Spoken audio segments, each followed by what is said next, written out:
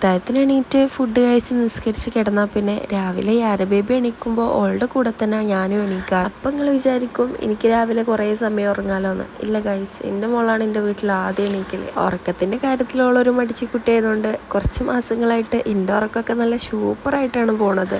Parcel വന്ന ബോക്സിൽ കുഞ്ഞി കിളി ഇരിക്കണ പോലെ അവൾ അവിടെ ഇരുന്ന് ചിരിക്കണുണ്ടായിരുന്നു. ഇന്ന് ഞാനും എൻ്റെ ഫ്രണ്ടും കൂടെ കുറച്ച് ആവശ്യങ്ങൾക്ക് വേണ്ടിയിട്ട് പുറത്ത് പോയിട്ടുണ്ടായിരുന്നു. ഞാൻ സെൻറ്റ് തോമസിൽ 6th പഠിക്കണ സമയത്ത് എൻ്റെ കഷ്ടകാലത്തിന് സെൻറ്റ് തോമസിൽ ജോയിൻ ചെയ്തൊരു സാധനമാണിത്. വരാനുള്ളത് വഴിയിൽ തങ്ങൂലല്ലോ, അങ്ങനെ ഞങ്ങൾ രണ്ടാളും ബെസ്റ്റ് ഫ്രണ്ട്സ് ആയി. ഓട്ടോ വരുന്നുണ്ട്.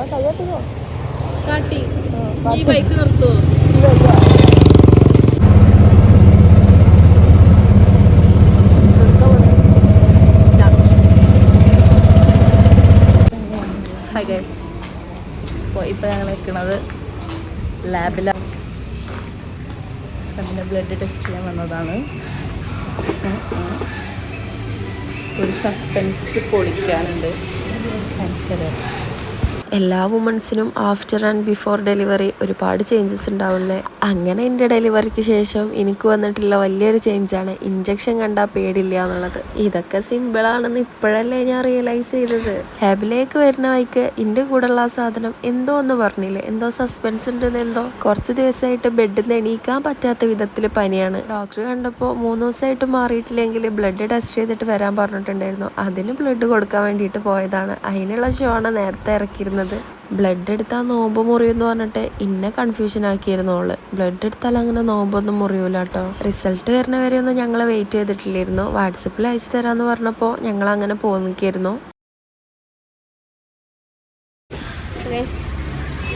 ടെസ്റ്റിങ് കഴിഞ്ഞു, നമ്മൾ പോവാണ്. നേരത്തെ നമ്മൾ എങ്ങോട്ടാ പോണേ? ജാംജു.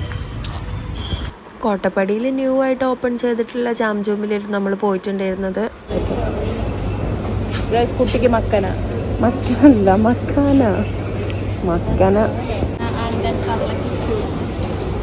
നമ്മൾ വെറും ഇത് മാത്രമേ വാങ്ങിയിട്ടുള്ളൂ. പക്ഷെ നമ്മൾ ഇത്രയും വലിയൊരു ട്രോളി എടുത്ത്, കാരണം കാണാൻ വിചാരിക്കണം നമ്മളിതൊക്കെ വാങ്ങേണ്ടി വരും, എന്തൊക്കെയോ വാങ്ങേണ്ടി വിചാരിച്ചോട്ടെ അല്ലേ. ഞങ്ങളെ കണ്ടാ വിചാരിക്കും ഞങ്ങളെന്തോ വലിയ ആൾക്കാരാ വിചാരിക്കുന്നുണ്ട് എല്ലാവരും ഞങ്ങളെ നോക്കിയിട്ട്. ശരി, ബൈ. നമ്മുടെ യാര ബേബിക്ക് പെരുന്നാളിന് ചോറ് കൊടുത്ത് സ്റ്റാർട്ട് ചെയ്തിട്ട് പിന്നെ സോളിഡ്സ് സ്റ്റാർട്ട് ചെയ്യണം ഇൻഷാ അല്ലാ. അപ്പോൾ അതിന് വേണ്ടിയിട്ടുള്ള പ്രിപ്പറേഷൻസിലാണ് ഇപ്പോൾ. എനിക്ക് സംസാരിക്കാൻ ചെറിയൊരു ബുദ്ധിമുട്ടുണ്ട്, ശ്വാസത്തിനൊരു തടസ്സമുണ്ട്. അതുകൊണ്ടാണ് ഇങ്ങനെ നിർത്തി വലിച്ച് പറയണത്. പിന്നെ നമുക്ക് അവിടുന്ന് കൂപ്പണൊക്കെ ഫില്ല് ചെയ്ത് കൊടുക്കാൻ തന്നിട്ടുണ്ടായിരുന്നു.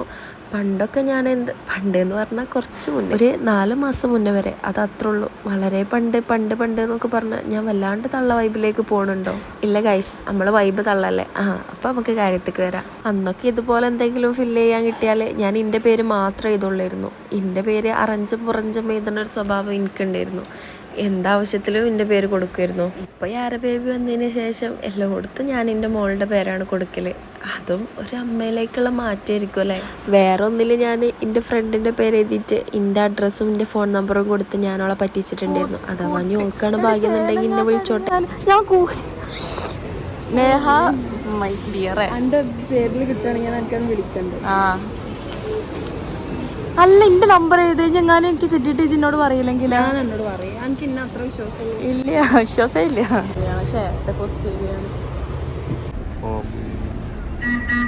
അല്ല, ആ സുപ്പേന്റെ പേരാണ്.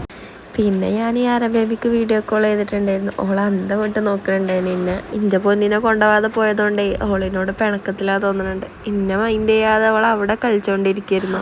ഓക്ക് കൂട്ടിന് പിന്നെ ഞങ്ങളെ കുഞ്ഞിച്ചക്കനും ഉണ്ടല്ലോ, അതുകൊണ്ട് ഓക്കും വലിയ പ്രശ്നമില്ലായിരുന്നു.